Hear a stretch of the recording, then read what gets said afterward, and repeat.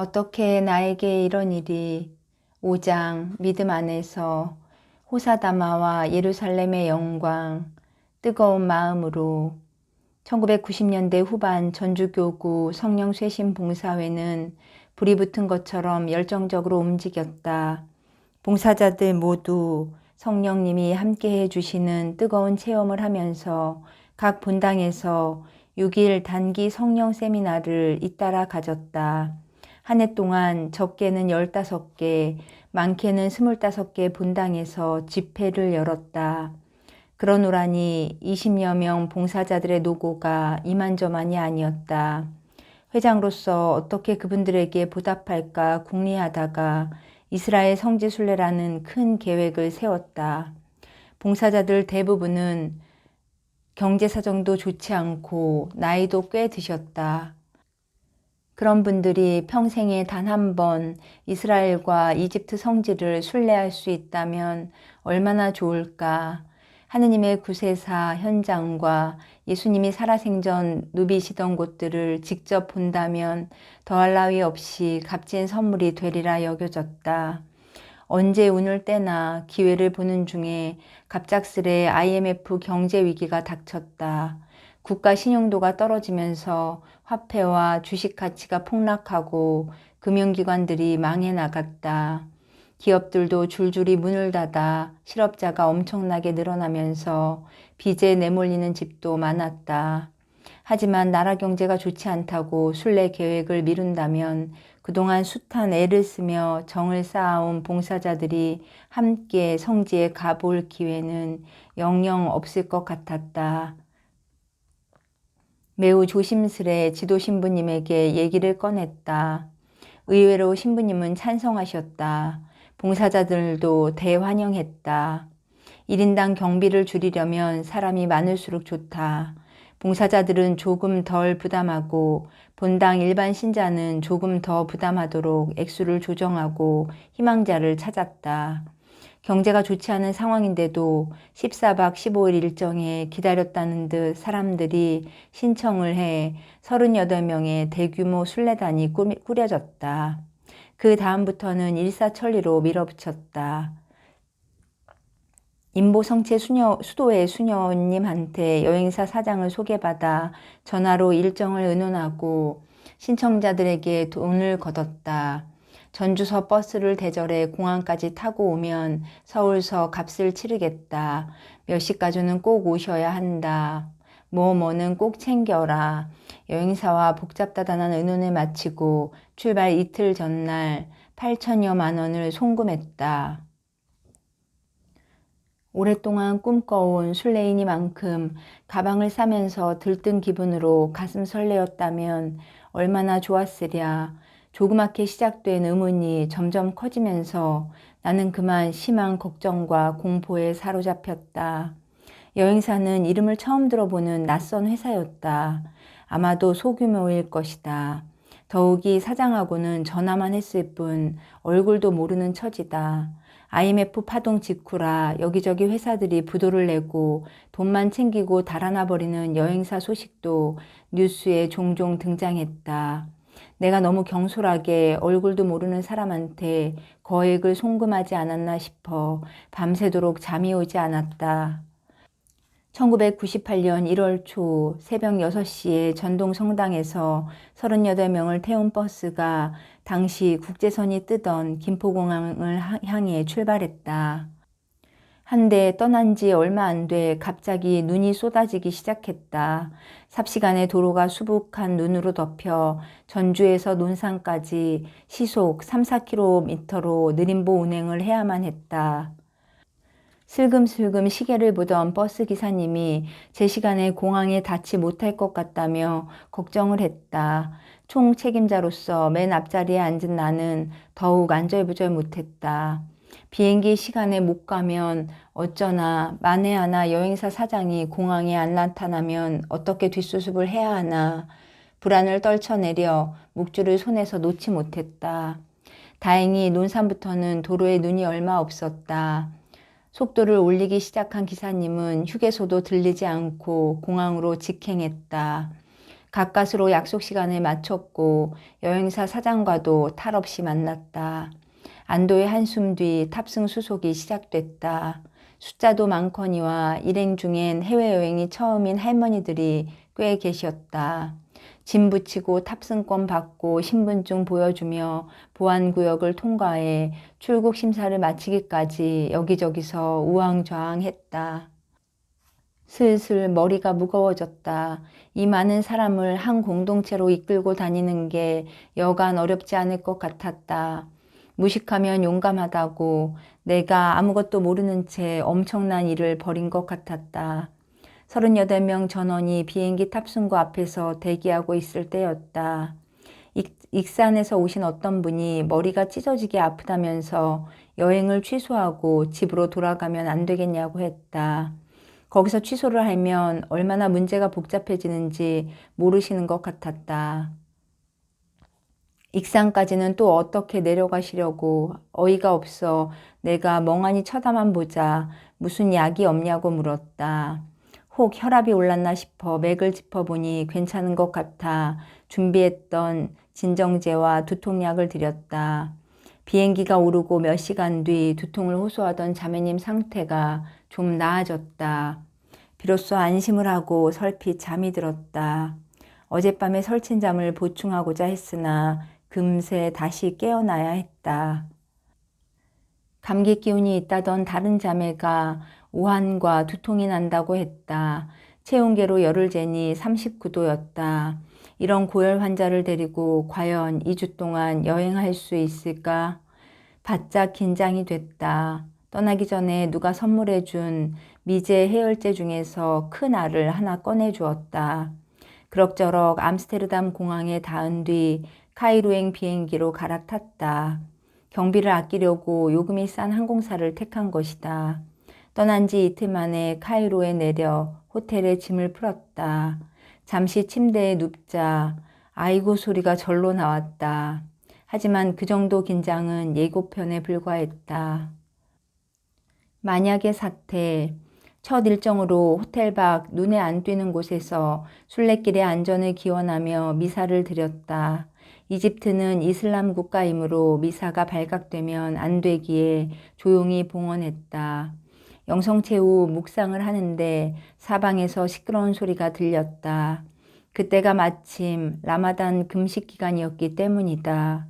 우리도 기도하고 그들도 기도하지만 확성기 소리가 너무 크니 귀에 거슬렸다. 저녁을 먹고 좀 쉬는데 연락이 왔다. 감기를 앓던 자매 몸이 불덩이 같다고 기침이 심해 밥을 전혀 못 먹었다는 것이다. 열을 재니 40도까지 치솟았다.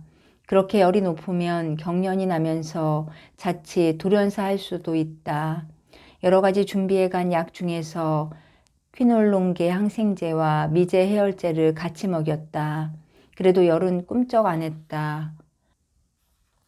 하는 수 없이 덩치 큰 외국인들한테도 조심스러운 양인 2알의 해열제를 한꺼번에 먹였다.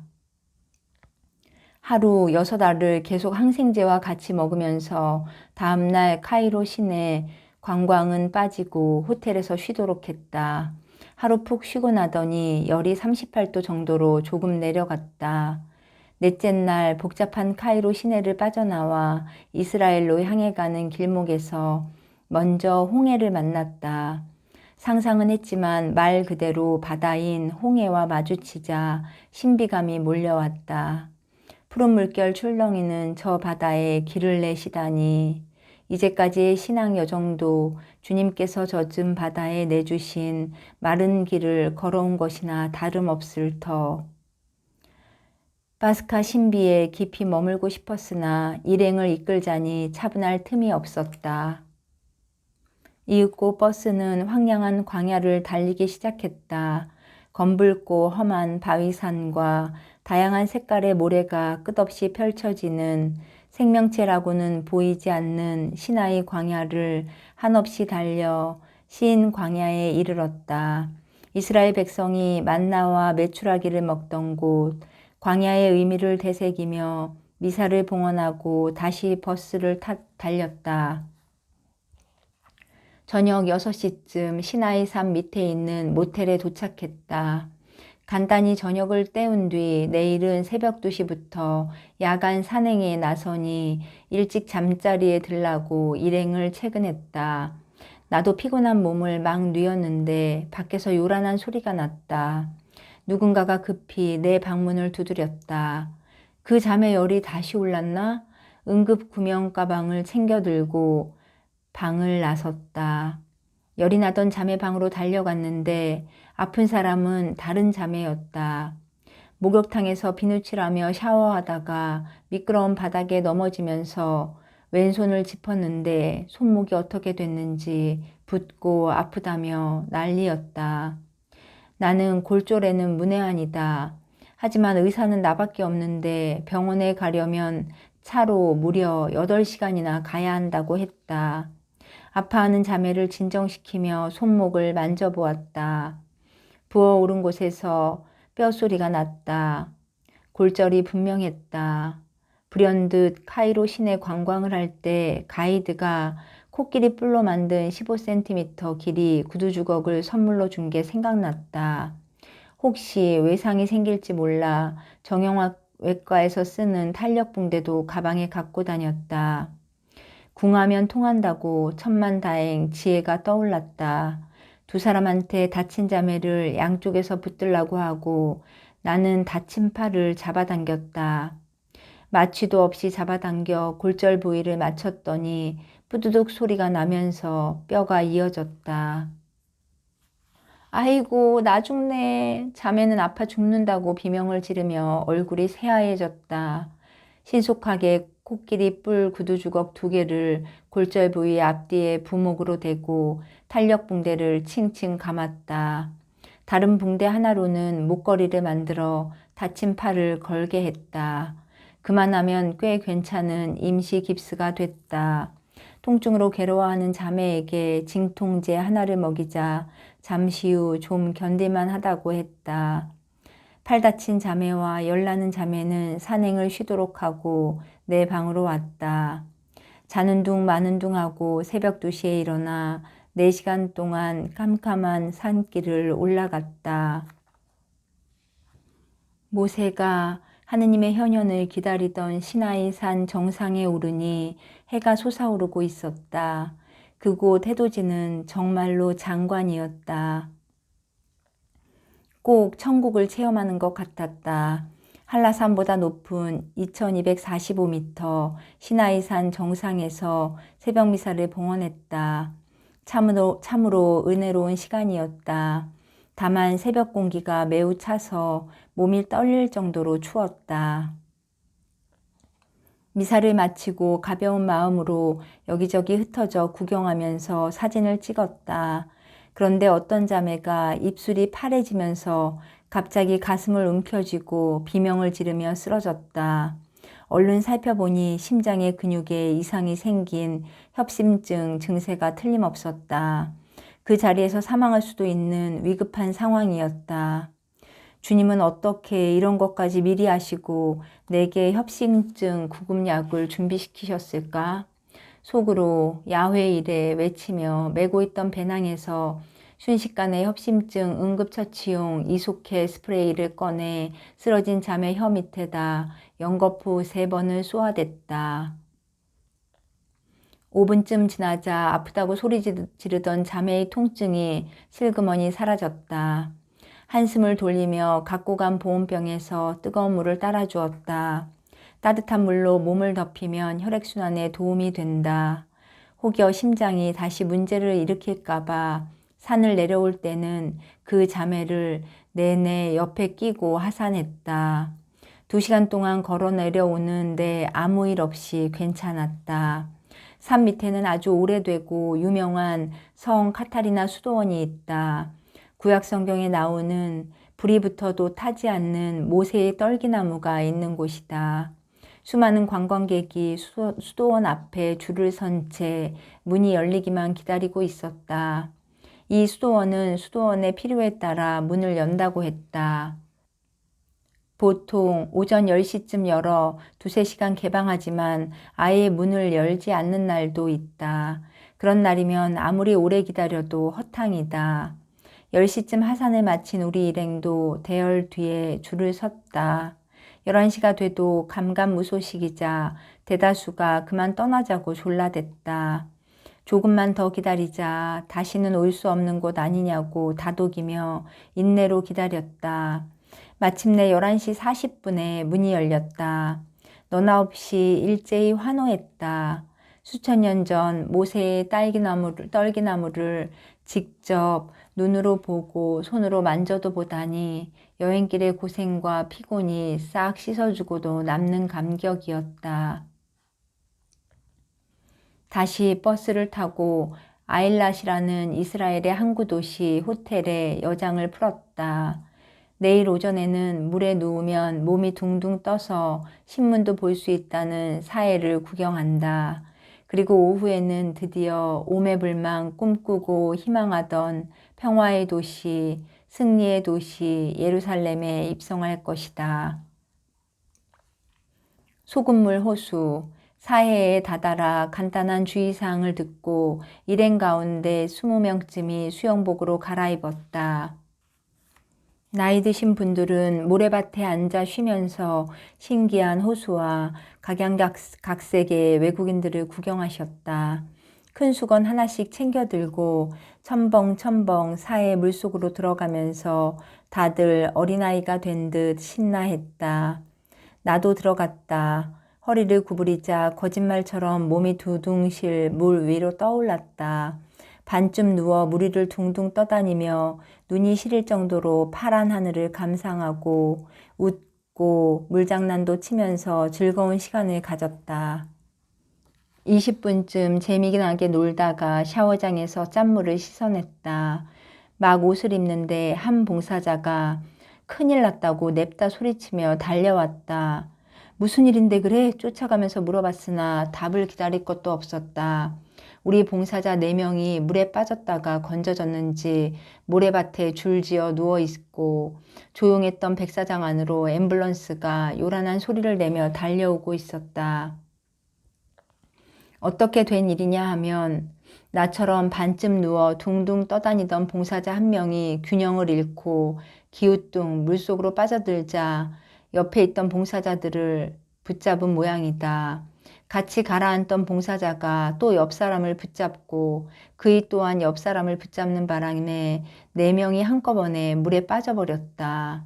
다행히 주변에 있던 분들이 황급히 달려들어 4명 다 밖으로 건져냈다. 천만 다행이다 싶었는데 그게 아니었다. 물에 빠졌던 사람들은 우엑 욕 하며 모래밭에 구토를 했다. 소금물을 먹은 탓이다. 앰뷸런스에서 경찰이 내리더니 구급차가 달려온 까닭을 설명했다. 사해의 소금물은 26에서 33%로 농도가 매우 짙다. 그 물을 마셨으면 소화가 되니 별탈 없지만 기도로 들어갔으면 큰일이란다. 허파가 부어오르면서 폐기종이 생기면 대부분 사망한다고 했다. 죽을 사해, 바다해, 영어로 데드시라는 이름이 괜히 붙은 게 아니었다. 상황이 위급하니 빨리 가까운 병원으로 옮겨야 한다면서 경찰관은 토하는 사람들을 차에 실으려고 했다. 만약 병원으로 옮기지 않았는데 차후 무슨 일이 생기면 전적으로 자기들 책임이므로 당장 데리고 가야 한다면서. 경찰이 왜 우리한테 다가오지? 이상하게 여기던 봉사자들은 통역해주는 사람의 말을 듣고 토할 때보다도 더 얼굴이 하얘졌다. 지금은 괜찮으니까 절대로 병원에 가지 않겠다면서 잔뜩 웅크렸다. 겁먹은 눈으로 고개를 가로젓는 봉사자들을 보며 경찰도 눈치를 챈 것 같았다. 누가 여기 책임자냐고 묻기에 내가 앞으로 나섰더니 사람들을 데리고 병원에 같이 가자고 했다. 하는 수 없이 내과 전문의라고 직업을 밝혔다. 그러자 작년에도 관광객이 이런 사고로 사망을 했다면서 당신이 병원에 보내지 않겠으면 무슨 일이 생겼을 때 책임을 진다는 서류에 서명을 하라고 했다. 정말로 사망사고라도 날까 덜컥 겁이 나서 봉사자들을 달랬다. 병원에 갔다 오라고, 우리가 여기서 기다리고 있을 테니 안심하고 다녀오라고. 하지만 그들은 절대로 가지 않겠다며 완강하게 버텼다. 참으로 난감했다. 지금은 괜찮지만 하루 이틀 지나 폐부종이 와서 사망하면 모든 책임이 내게로 돌아올 것 아닌가? 이러지도 저러지도 못하고 엉거주춤 서 있자 경찰이 나를 연행하려고 했다. 그들이 말하는 내용을 다 알아들을 수는 없지만 당장 결단을 내리라는 독촉 같았다. 어쩔 수 없이 그 서류를 좀 찬찬히 보자고 했다. 경찰이 내민 영어로 인쇄된 서류를 벌렁벌렁하는 가슴으로 읽어 내려갔다. 그렇게 시간은 자꾸 흐르고 일은 해결되지 않는 게 몹시 답답했던지 옆에 계시던 안 배다 신부님이 서류 좀 보자고 하시기에 넘겨드렸다. 그러자 신부님은 다 읽어보지도 않고 미처 말릴 틈도 없이 대문짝만하게 사인을 해버리셨다.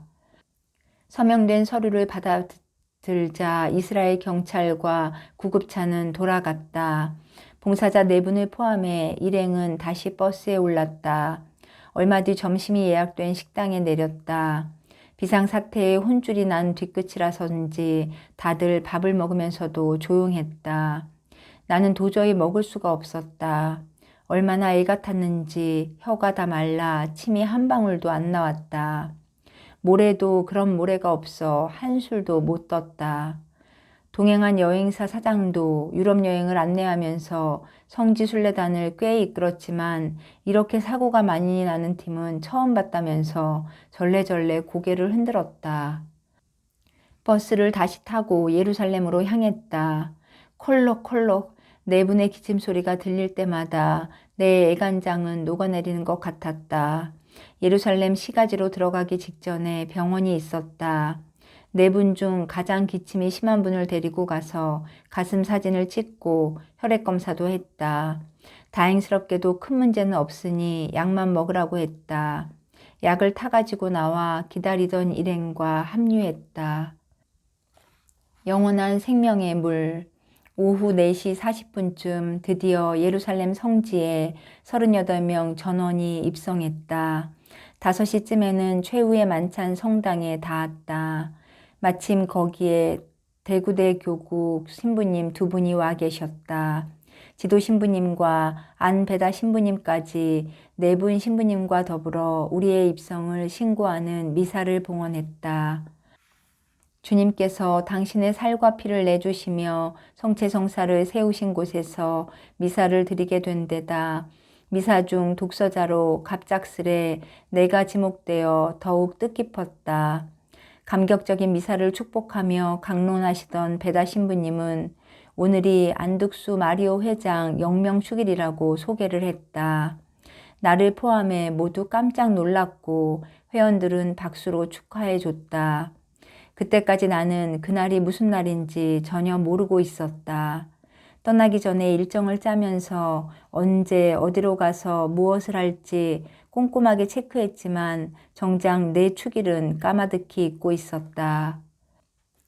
아, 내 영명축일에 예루살렘에 입성을 하다니, 게다가 예수님 최후의 만찬 성당에서 성체를 영하다니, 형언할 수 없는 감사와 기쁨과 평화와 사랑. 그 다음부터 아주 신기한 나날이 펼쳐졌다.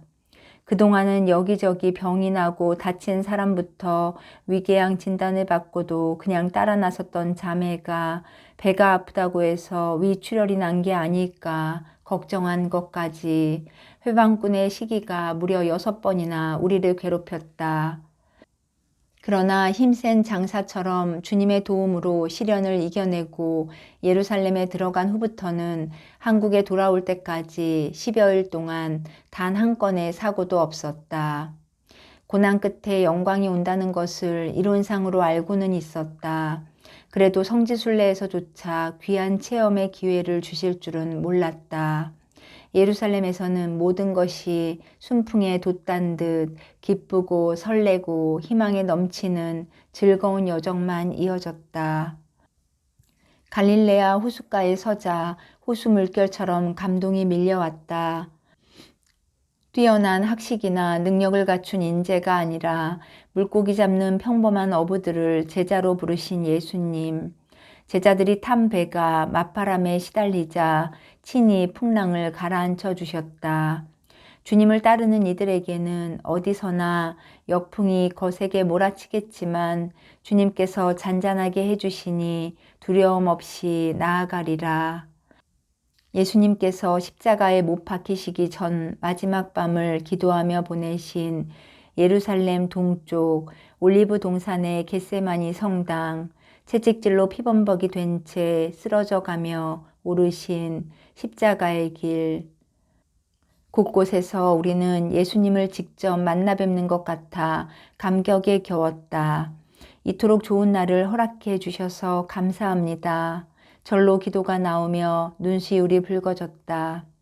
우리 순례 일정의 하이라이트는 예수님 무덤이 있던 곳에 세워진 주님 무덤 성당이었다.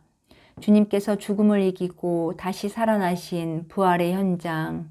그곳에 처음 닿았을 때 일행은 어느 때보다도 한층 엄숙하게 미사를 드렸다. 성당 중앙에는 예수님의 석관을 놓았던 무덤 제대가 있는데 그 안은 아주 좁다. 나는 일행 중 평신도를 대표해서 두 분 신부님과 같이 안에 들어가 따로 미사를 드리는 행운도 얻었다. 매일매일 거듭거듭 주님과 더불어 묻히고 주님과 함께 부활할 수 있도록 은총을 주소서.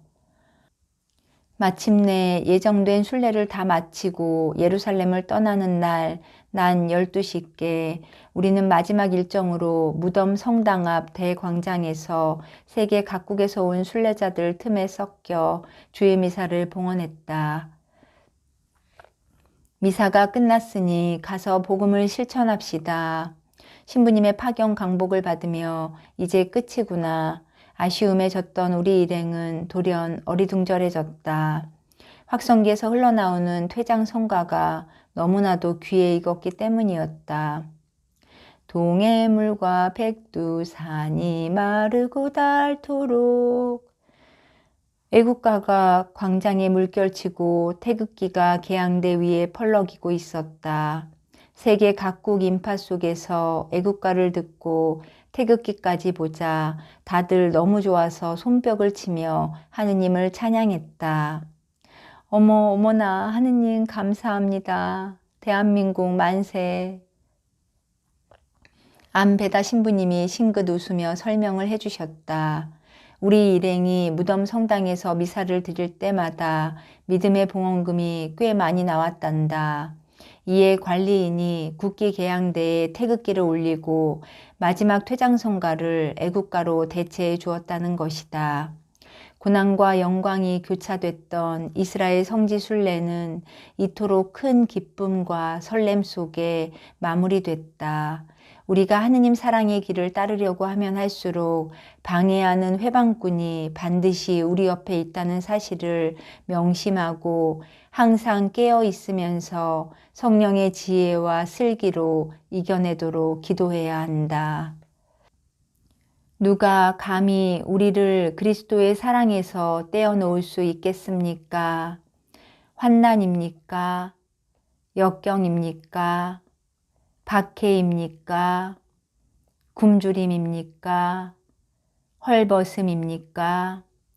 혹 위협이나 칼입니까? 그러나 우리는 우리를 사랑하시는 그분의 도움으로 이 모든 시련을 이겨내고도 남습니다. 높음도 깊음도 그 밖에 어떤 피조물도 우리 주 그리스도 예수를 통하여 나타날 하느님의 사랑에서 우리를 떼어놓을 수 없습니다. 로마서 8장 35절, 37절, 39절. 내가 세상 끝날까지 항상 너희와 함께 있겠다. 마태복음 28장 20절.